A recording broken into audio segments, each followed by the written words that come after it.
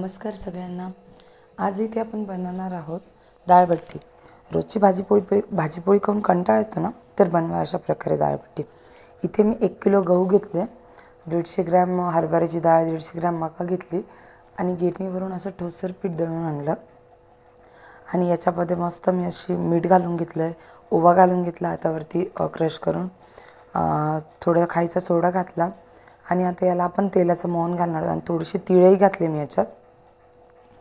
अशा प्रकारे मी इथे करून घेतलं आहे। आता इथे थोडीशी तीळ घालते आहे, गरम तेलाचं मोहन घातले मी याच्यात। गरम तेलाचं मोहन घातल्याने बट्ट्या खूप कुरकुरीत होतात।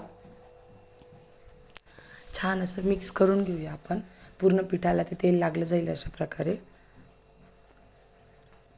आणि इथे पीठ लागलं गेलं की आपण थोडं थोडं पाणी करून मिक्स करणार। तर तुम्ही पाहू शकता अशा प्रकारे मुठकुळा करून घ्यायचा, म्हणजे जेणेकरून आपल्याला कळेल की पीठ छान असं तेलाला लागलं गेलं आहे। तर अशा प्रकारे ते व्यवस्थित मळून घेऊयात आपण। तर थोडं थोडं पाणी घालून घट्ट गोळा मळून घ्यायचा आहे आपल्याला।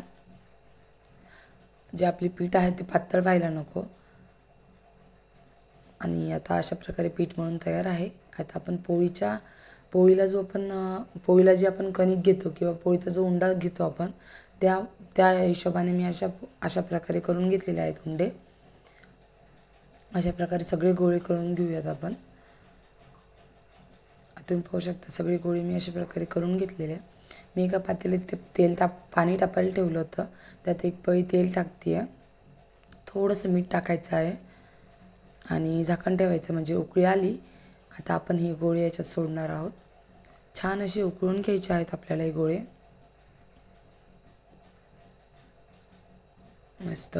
तुम्ही म्हणजे आपण जेव्हा डाळबट्ट्या तळतो ना, आणि हे उकडून घेतल्यानंतरच आपण डाळबट्ट्या तळतो, पण उकडून घेतल्यानंतर त्या तशाही खूप छान लागतात डाळबट्ट्या, नक्की खाऊन पहा। आणि तुम्हाला जर तेलकट वगैरे खायचं नसेल तर तुम्ही फक्त उकडलेल्या डाळबट्ट्याही खाऊ शकता, त्याही खूप टेस्टी लागतात।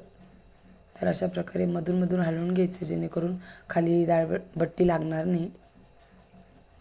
तर अशा प्रकारे एक मी काढून घेते आहे, शिजली का पाहायला।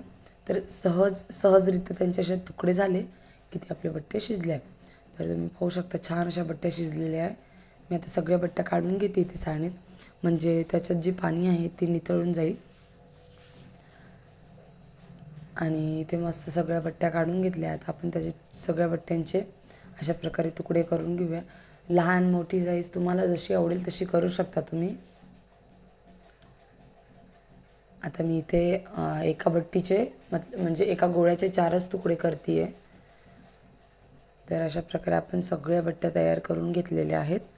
आता मी कढईत तेल तापत ठेवलं आहे, थोडंसं तुकड्याला टाकून पाहूया, म्हणजे वरती आलं की आपलं तेल तापलं आहे। मस्त असं कडकडीत तेल होऊ द्यायचं आहे आणि बट्ट्या त्यात सोडून घेऊयात।